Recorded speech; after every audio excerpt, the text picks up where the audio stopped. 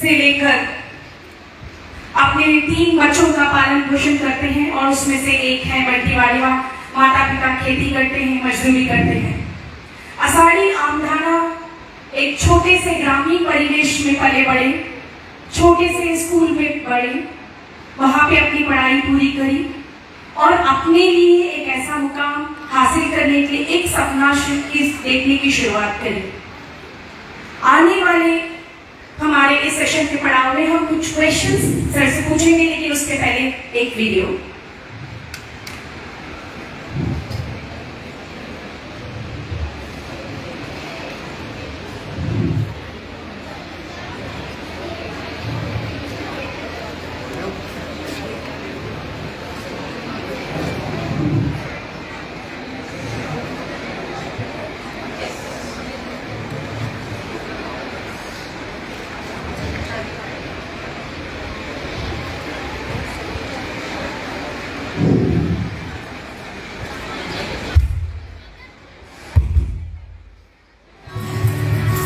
आदिवासियों का मतलब है हम बहुत ही ज़्यादा परदाताओं के समय से हम जंगल में रहते हैं, वो अपने अपने आदिवासी कहलाते हैं।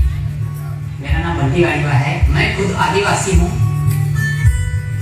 पढ़ाई की जितनी भी समस्याएं हैं उन सभी समस्याओं का मैंने सामना किया है, चाहे वो बिजली की समस्या हो, चाहे वो मोबाइल नेटवर्क की समस्या हो। इन समस्याओं को देखते हुए मैंने पढ़ाई को मैंने जारी रखा और मैंने 12वीं के बाद मेरा ग्रेजुएशन कंप्लीट किया है। मुझे इस बात की खुशी हो रही है, मैं पहला आदिवासी प्रतिभागी हूँ। आपके बारे में सिर्फ सुने बात है, क्योंकि टीवी वगैरह में देखे नहीं थे आपकी फिल्में वगैरह। मेरे घर में टीवी नहीं है ना सर। आपने कैसे जाना कि केबीसी एक कार्यक्रम होता है? ऐसे मोबाइल चलाते चले एक दिन मैं यूट्यूब पे देखा, अरे ऐसा कुछ नॉलेज वाला कुछ कार्यक्रम आता है टीवी पे, इसमें पैसे भी जीतने का मौका मिलता है, तो फिर पढ़ने का जो उत्साह था सब और बढ़ गया।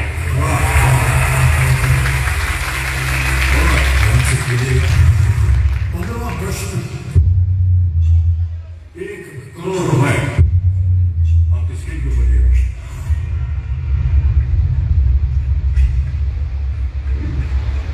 सीडी में अब आपको उत्तर देना पड़ेगा। सर मैं जिंदगी का बहुत बड़ा रिस्क लेने जा रहा हूँ।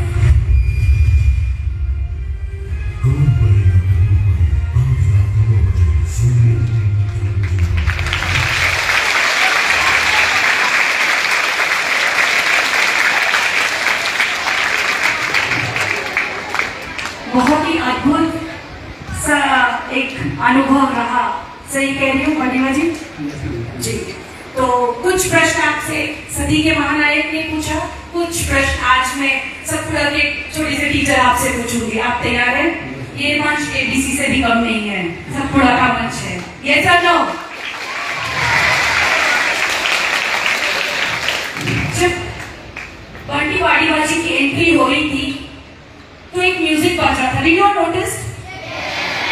वो नोटिस था केबीसी का, right? And I got goosebumps. How many of you got goosebumps? किस रोंगटे खड़े हो गए?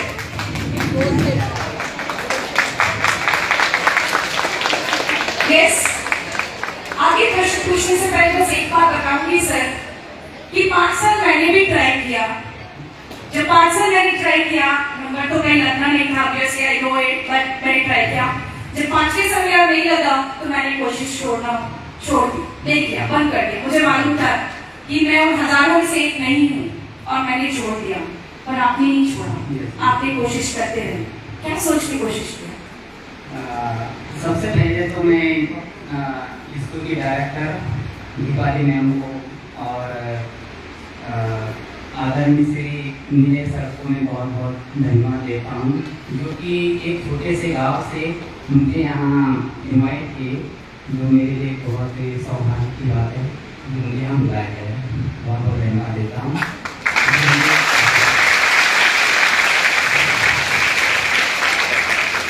मुझे इस लायक समझा। धन्यवाद सर। तो अब हम अपने प्रश्नों का राउंड शुरू करें।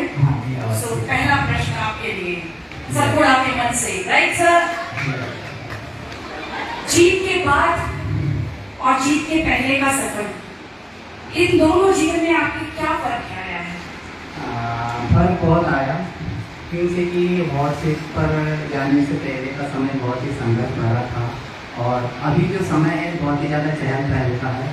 गांव में बहुत ज़्यादा खुश हुए एपिसोड देखकर, बहुत ज़्यादा उत्साहित हुए और जितने भी भाई बहन हैं या हमारे फ्यूचर जो जनरेशन वाले भी बच्चे हैं इससे बहुत ज़्यादा प्रेरित होंगे, इससे बहुत कुछ सीखेंगे और एपिसोड देखने के बाद वो काफ़ी कुछ सीखेंगे कि कोई भी सफलता हो या कोई भी लक्ष्य हो वो कम समय में तो कभी मिलता नहीं है, उसके लिए हमें संघर्ष करना पड़ता है और लक्ष्य के प्रति हमें जब तक संघर्ष करते रहना, जब तक उस लक्ष्य को हम प्राप्त कर नहीं देते, चाहे 1 साल लगे चाहे 2 साल लगे, हमें संघर्ष करते रहना चाहिए।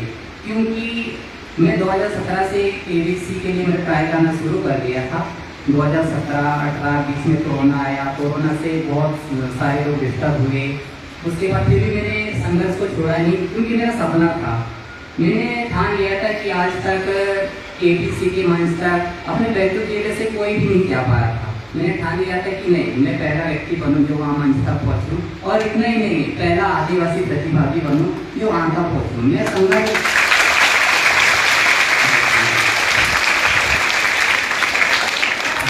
मैंने संघर्ष जारी रखा और 22 में भी रजिस्ट्रेशन की। हमारी ये KBC के लिए रजिस्ट्रेशन का प्रोसेस जो था ये हर साल हम किया करते थे और 2022, 2023 और 2024 मुझे लगातार ऑडिशन देने का मौका मिला।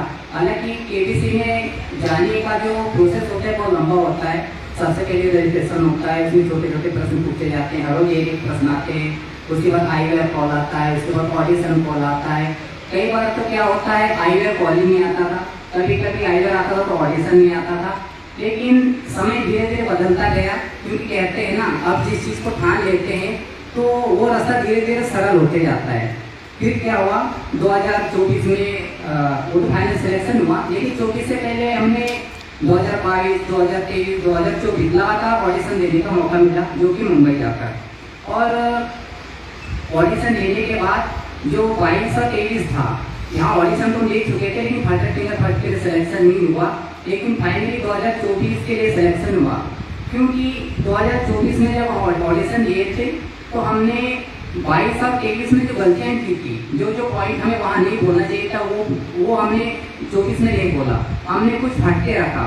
हमने ये नहीं, अपने आप को मैंने हॉट सीट पर ऑडिशन जो लेते हैं 2 मेंबर्स होते हैं, उनके सामने मैं अपने आप को बहुत अच्छी तरीके से प्रेजेंट किया, जो फाइनली 2024 में फर्स्ट के लिए सिलेक्शन हुआ और मंच पर गया और जो सपना जो था वो पूरा हुआ। और ये जो उपलब्धि है पूरे बैतूल जिले के लिए बहुत बड़ी उपलब्धि है, बहुत बड़ा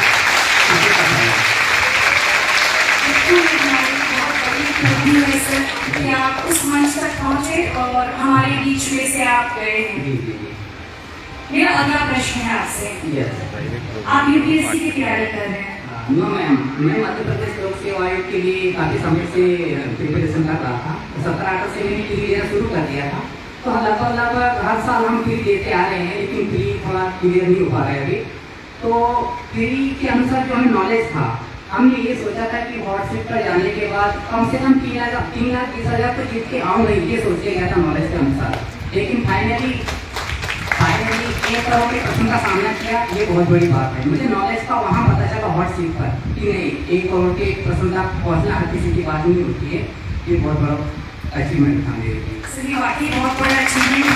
जब हमें बताऊँ कि हमारे अकाउंट के में जितने नंबर है उसके आगे का शून्य हम जब गिन सकते हैं और एक बार अचानक से एक ऐसा अमाउंट आ जाता है जिसके आगे के शून्य गिनने में थोड़ा टाइम लगता है।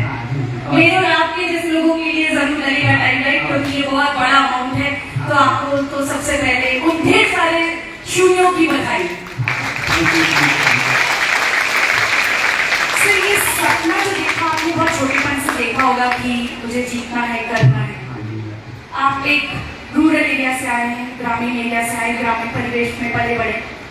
आपने कभी अपने मम्मी पापा से कंप्लेन नहीं करी कि आपने मुझे आईफोन नहीं दिलाया, इंटरनेट नहीं है, मेरे इस पर रिचार्ज नहीं है, मैं बाहर जाके नहीं पढ़ा तो मैं कैसे पढ़ाई करूंगा, मैं इतने बड़े सपने को कैसे पूरा करूंगा? क्या आपने कभी कंप्लेन नहीं करी? क्योंकि ये कंप्लेन आजकल है। जब मैं स्कूल में पढ़ाई कर रहा था, पढ़ाई कंप्लीट करने के बाद जब मैं ग्रेजुएशन में एडमिशन लिया, मैंने कॉलेज में एडमिशन लिया, तो उस समय मेरे पास कीपैड मोबाइल था। तो ग्रेजुएशन कंप्लीट हो चुका था। उसके बाद मुझे MCA में एडमिशन लेने का मौका मिला जो NSFT कॉलेज है भोपाल में। तो जब वहाँ पर मैं गया तो एक मेरे दोस्त ने सलाह दिया जो हमारे गांव का ही है। उन्होंने ये कहा कि बंटी बोले आप बैतूल में आपने 3 साल कॉलेज किया, मास्टर डिग्री करने आप भोपाल जा रहे हो और कीपैड का मोबाइल रखोगे, बोले आपको स्क्रीन टच मोबाइल रखना चाहिए। तो उस समय मुझे स्क्रीन टच मोबाइल मिला। मैंने मास्टर डिग्री करने गया तब मेरा मुझे स्क्रीन टच मोबाइल। लेकिन हम अभी वर्तमान समय में गाँव में देखते हैं बकरी चलाने वाले बच्चे भी स्क्रीन टच मोबाइल यूज कर रहे हैं। 9th क्लास में जाने वाले जो स्टूडेंट होते हैं वो मोबाइल लेके स्कूल जा रहे हैं। तो कहने का मतलब ये है कि उस समय इंटरनेट को बिल्कुल भी हुआ नहीं करता था। हालांकि इंटरनेट जो शहर तक पहुँच चुका था लेकिन गाँव तक उन्हें पहुँचा नहीं था। कहने का तात्पर्य ये है कि अभी जो है पढ़ाई के लिए अच्छे स्कूल लेवल अवेलेबल है, अच्छे टीचर्स अवेलेबल है। यहाँ तक कि 3G 4G पता नहीं कौन कौन से 4G मोबाइल जो है स्टूडेंट उपयोग करते हैं। 9th क्लास वाले 10th क्लास वाले 3% इतना अच्छा बन गया। क्यों? क्योंकि वो सोशल मीडिया की तरफ बहुत ज़्यादा आकर्षित हो रहे हैं। तो मेरा सलाह ये है कि हम लक्ष्य में हम जीवन में जो भी लक्ष्य डिसाइड किए ना, चाहे हम आगे जाके IAS बनते हैं या तो फिर IPS बनते हैं, तो उस लक्ष्य के प्रति हमको मेहनत करना चाहिए। जो छोटे छोटे बच्चे होते हैं ना, सबके प्रति कुछ ना कुछ लक्ष्य होगा, उन्होंने डिसाइड किया होगा, तो उसके लिए मेहनत करते रहना चाहिए। और पेरेंट्स के द्वारा जो भी बातें कही जाती है, जो भी किसी भी बात के बारे में वो डर डांट देते हैं, पेरेंट्स उन सबको उनको मानना चाहिए। और इतना ही नहीं, स्कूल में जब हम आते हैं तो हर रोज टीचर्स कुछ ना कुछ पढ़ाते हैं। तो ये जो टीचर्स होते हैं ये आगे जाके आपको लक्ष्य तक पहुँचाते हैं। तो टीचर्स का हमको सम्मान करना चाहिए, उनका आधा कहना मानना चाहिए और सोशल मीडिया से थोड़ा सा दूरी बना के रखना चाहिए। जैसे हम बहुत ज़्यादा TV देखने का बहुत ज़्यादा TV देखते हैं या तो बहुत ज़्यादा मोबाइल चलाते हैं या कभी गेम खेलते हैं। हमारे गाँव में तो बहुत होता है क्योंकि ये सब मोबाइल चलाने में बहुत ज़्यादा मतलब एक्सपर्ट होते हैं गाँव में। तो इन सबसे दूरी बना कर रखते हैं और अपनी लक्ष्य को अगर नहीं छोड़ते हैं और मेहनत अगर जारी रखते हैं तो उस लक्ष्य हम आराम से पहुँचेंगे। हर दोस्त हम जो पुस्तक जो होता है ना, पुस्तकों को हमको दोस्त बना कर लेकर चलना। ये जो पुस्तकें जो होती है कागज नहीं होती, ये पुस्तक जो होती है हमको लक्ष्य तक पहुँचाने का साधन होते हैं, इनको दोस्त बना के चलना चाहिए। बहुत ही अच्छे विचार आपने। So the conclusion of the story is कि मोबाइल जरूरी नहीं है और मोबाइल के बिना भी हम जीवन के हर एक ऊंचाइयों को पा सकते हैं। कहीं ना कहीं मैंने ये सुना है कि जहाँ सरस्वती जी की पूजा होती है, यानी जहाँ हम विद्या को अहम स्थान देते हैं तो वहाँ लक्ष्मी आती है। तो इसका एक साक्षात उदाहरण है आप कि सरस्वती की पूजा करने पर लक्ष्मी अपने आप आती है, क्योंकि ये बहुत आशीष करें, राइट? धन्यवाद sir. Knowledge is the power. ये ना नॉलेज की भी जो शक्ति होती है ना, नॉलेज की कुल मिला के भी पावरफुल है। ये नॉलेज है तो लक्ष्मी आएगी अपने आप। एक बार बात कहना चाहूँगा, मैंने व्हाट्सएप पर गया था तो अमिताभ बच्चन सर से मैंने जो बातचीत की ना वो एकदम नॉर्मल वॉक के स्टाइल में बात की। नहीं तो कई जो कंटेस्टेंट जाते हैं व्हाट्सएप पर वो अपने आप में वो जब बातचीत करते हैं ना एकदम प्रोफेशनल तरीके से, एकदम टेक्निकल तरीके से बात करते हैं। मैंने नहीं किया, मैंने गाँव के स्टाइल में नॉर्मल बात किया है। और यहाँ भी जितने सारे टीचर्स हैं और यहाँ भी जितने सारे स्टूडेंट बैठे हैं वो ये ना सोचेंगे कि सर ये गाँव के स्टाइल में नॉर्मल बात है, बस ऐसे ही है एकदम नॉर्मल सिंपल। बिल्कुल सही है सर, जो जैसे है वैसे है। सर अब मेरा एक बहुत इम्पोर्टेंट प्रश्न कि अब जो इतने सारे पैसे आपको मिल रहे हैं, सबसे पहले आप इसका क्या करना है? आपने क्या आईफोन खरीदेंगे, कार खरीदेंगे, क्या खरीदेंगे? सबसे पहले अगर सबसे पहले किसी को इतने सारे पैसे मिल जाए तो वो क्या सोचेगा सर? वो इंसान के ऊपर डिपेंड करता है कि वो लाइफ में क्या करना चाहता है। अभी तो वर्तमान में ना ही मैं आईफोन खरीदूंगा ना ही गाड़ी खरीदूंगा, क्योंकि ऑलरेडी मोबाइल है। वो मोबाइल जब तक चलता रहेगा तब तक उस मोबाइल को चलाते रहेंगे। जब वो अपने आप डेड हो जाएगा तब नए मोबाइल के बारे में सोचेंगे।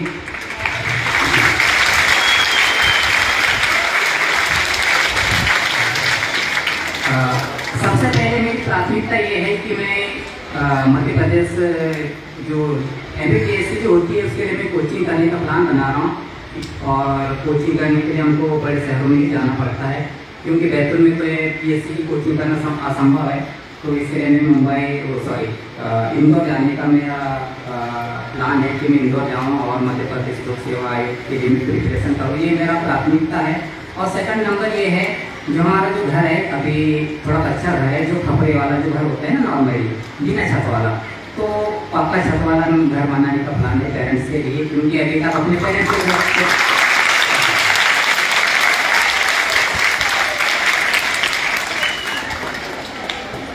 और केबीसी के मंच तक पहुंचने के लिए मैं पेरेंट्स ने मुझे पूरा सपोर्ट किया, पढ़ाई में तो सपोर्ट किए और केबीसी के मंच तक पहुंचने के लिए एक मेरा बचपन का दोस्त है, इसने बहुत ज़्यादा सपोर्ट किया, हर चीज़ का उन्होंने सपोर्ट किया। जहाँ पहली बार ऑडिशन देने के लिए गए थे 2024 में, तो हम इटारसी से लेके मुंबई तक जो है जनरल डिब्बे में गए थे खड़े होके, और जनरल डिब्बे में भीड़ कैसी होती है हम सब जानते हैं, क्योंकि यूपी बिहार वाले जो लोग होते हैं जो साउथ तरफ जाते हैं काम करने के लिए, जो कि बहुत लोग भरा होता है। तो एक पैर पे खड़े होकर हम गए थे, कभी ये पैर खड़ा कर लेते थे, कभी ये पैर खड़ा कर लेते थे, तो हमें बहुत मुसीबत के साथ हम गए थे, क्योंकि कि मॉर्निंग में हम बैठे थे 3 बजे सुबह का जो समय था, और फिर दूसरे दिन के 3-4 बजे मुंबई पहुँचे थे। फिर 12 घंटे का जो सफ़र था एक तपस्या की तरह था, केबीसी मंच के लिए तपस्या की तरह था, और वो तपस्या वहाँ जाकर पूरा हुआ। तो मैं सबसे पहले मैं अपने बचपन के दोस्त को बुलाना चाहूँगा, जो दोस्ती नहीं एक बड़े भाई की तरह उसने बहुत बड़ा सहयोग किया था, मुझे हर चीज़ में वो सहयोग करता है। तो प्लीज वेलकम जुगल बाकुमारी सर।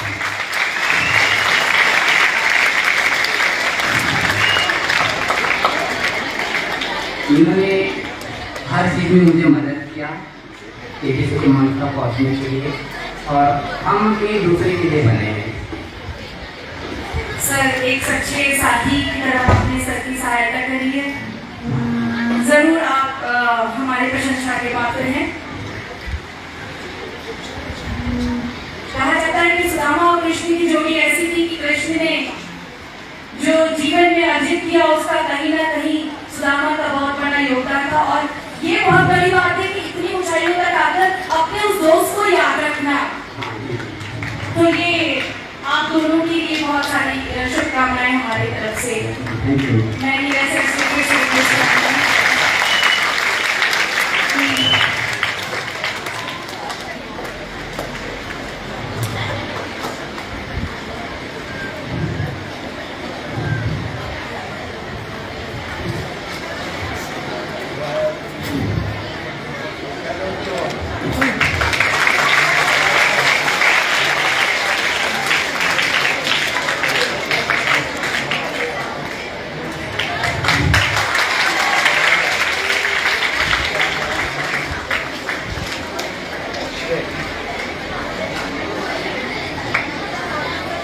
सिर्फ कहते हैं कि हॉट सीट बहुत हॉट होती है, जब आपकी को इतनी हॉट होती है कि सामने वाले का सब हवा गुल हो जाती है और सामने बैठे रहते हैं अमिताभ बच्चन, तो वो एक्सपीरियंस कैसा था? हाँ, वहाँ का एक्सपीरियंस जो था बहुत अच्छा था। कई बार क्या होता है, हमने देखा कि एपिसोड के दौरान कई कंटेस्टेंट जो हॉट सीट पर जाते हैं बहुत ज़्यादा घबराते हैं, कई क्वेश्चन गलत हो जाते हैं, कोई 10,000 जीत के आते हैं, कोई 3,20,000 जीत कर आते हैं, लेकिन मेरे साथ ऐसा कुछ नहीं हुआ। क्योंकि हॉट सीट पर जाने से पहले केबीसी टीम के जो क्रू मेंबर्स होते हैं उन्होंने पहले समझा दिया था कि अगर आप घबराओगे तो प्रश्नों का जवाब दे नहीं पाएंगे, आप बहुत कम धनराशि जीत कर आओगे। तो मैंने सोच लिया था कि नहीं, वहाँ जाने के बाद घबराना बिल्कुल भी नहीं है।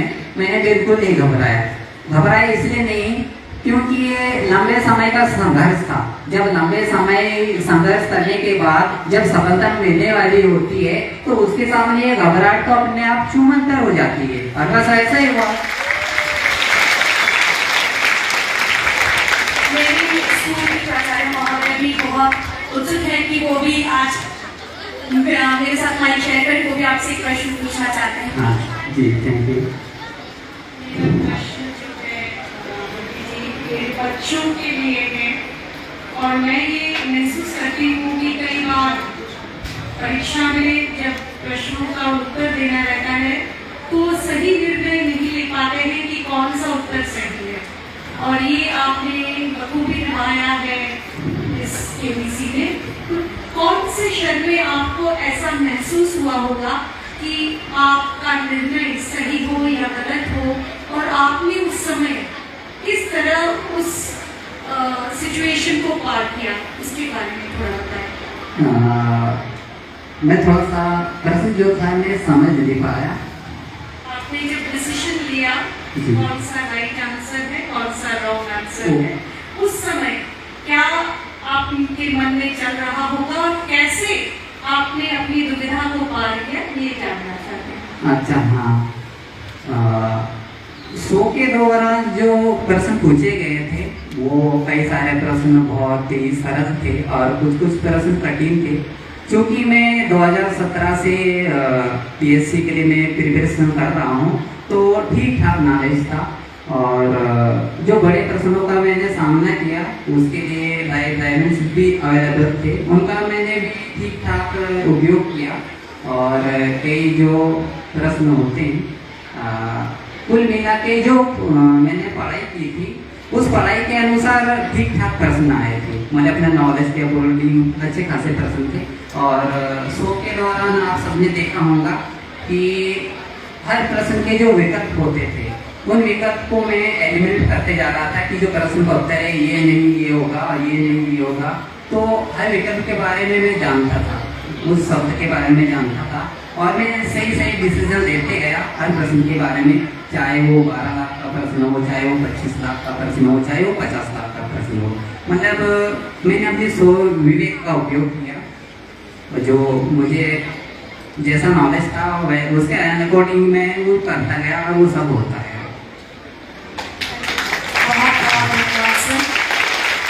सतपुरा परिवार आपका बहुत आभारी है कि आपने अपना टाइम निकालकर हमारे बच्चों को मार्गदर्शन देने के लिए अपना योगदान दिया है। और हम आशा करते हैं कि आने वाले समय में आज के हमारे और आपके साथ ये जो भेंट हुई है हमारे बच्चों के लिए मार्गदर्शन बनेगा और हमारे बच्चे ऐसी कई ऊंचाइयों को पाएंगे। सही है ना? यस।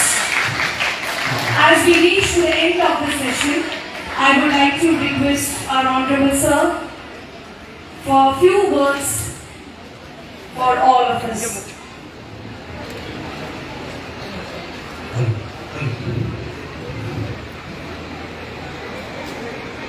पंडी वाड़ीवा जी का बहुत बहुत स्वागत करता हूँ सतपुरा वाली पब्लिक स्कूल में।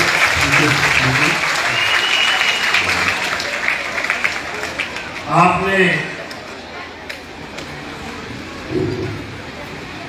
एक छोटे से ग्राम असाड़ी जो चिचोली ब्लॉक में आता है वहाँ पर बड़ा एक संघर्षपूर्ण जीवन जीकर आज इस ऊंचाई तक के पहुँचे हो और आपने अपने पूरे परिवार का और पूरे जिले का नाम रोशन करा है, इसकी खूब खूब आपको बधाई देता हूँ। और आपके माता पिता ने जो संघर्ष करके आपको पढ़ाया लिखाया और इस काबिल बनाया कि आप इस देश के एक सबसे बड़े केबीसी प्रोग्राम में जो इस सदी के शहंशाह के सामने बैठ के आपने इतने कॉन्फिडेंस से सारे सवालों के जवाब दिए और अभी आप बता रहे थे कि मैं बिल्कुल घबराया नहीं। तो उस प्रोग्राम में अमिताभ बच्चन जी ने भी बोला कि मैंने ऐसे जवाब कभी नहीं सुने जितने आपने बहुत अच्छे से दिए।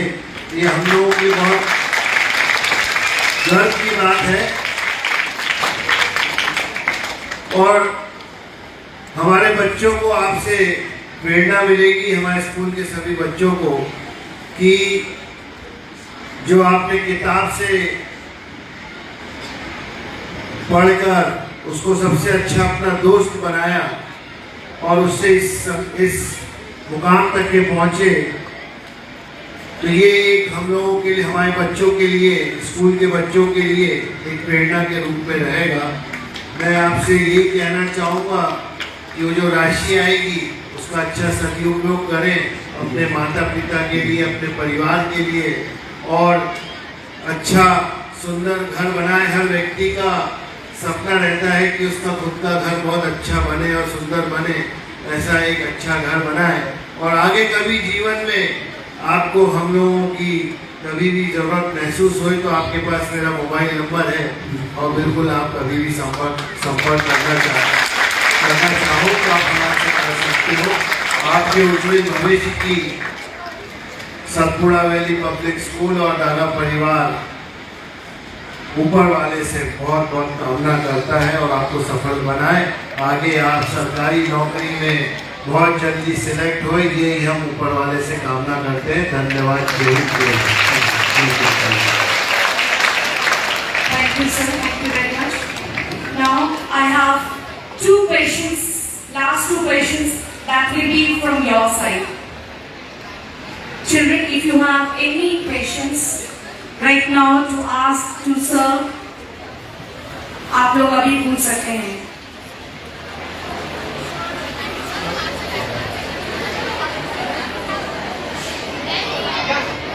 हाथ उठा लीजिए। Yes yes.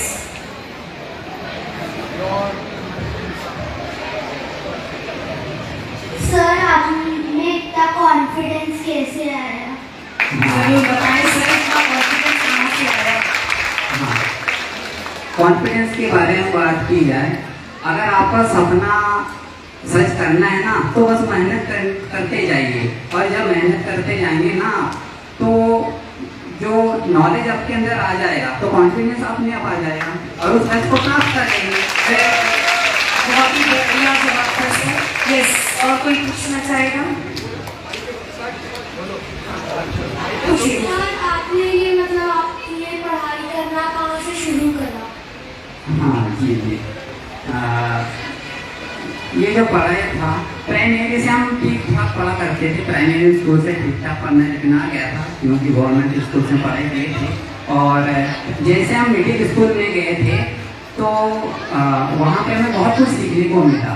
हमारे गांव के कुछ टीचर्स हैं, मैं उनका नाम लेना चाहूँगा। मिडिल स्कूल के प्रधान पाठक थे स्वर्गीय श्री नौलेश सर जी, जो हमारे बीच अभी नहीं रहे हैं। वो अगर अभी होते तो मुझे देखकर बहुत ज़्यादा खुश होती।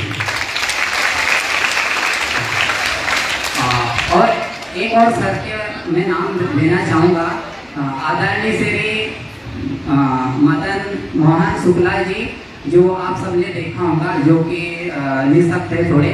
वो मुझे क्या करा करते थे, जब मैं 6वीं 7वीं क्लास में गया था तो खुद जो है बोर्ड में लिखवाते थे।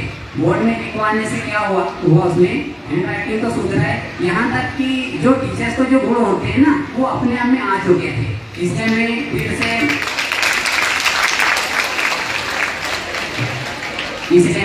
से आदरणीय श्री मदन मोहन शुक्ला जी को मैं बहुत बहुत धन्यवाद देता हूँ।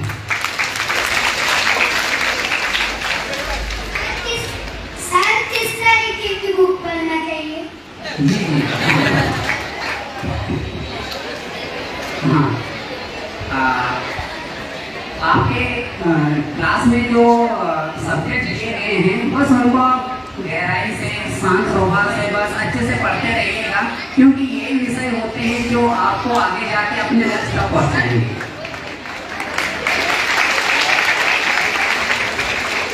मेरे पास आपके 2 प्रश्न थे। हाँ जी जी, अवश्य।